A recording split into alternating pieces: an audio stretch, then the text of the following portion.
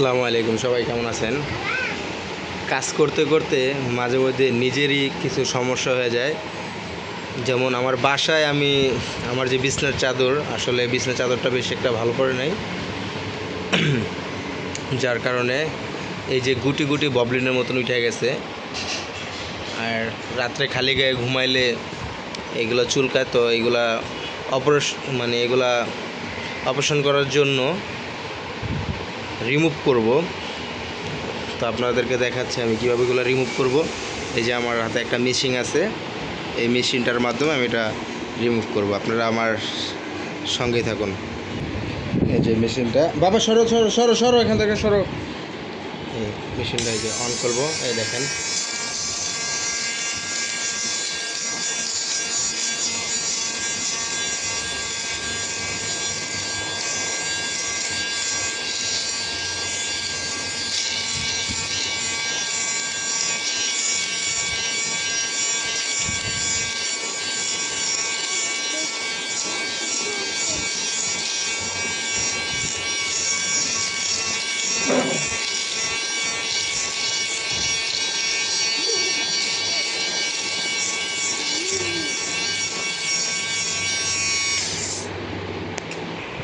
এই দেখেন এখন পুরো ক্লিয়ার হয়ে গেছে।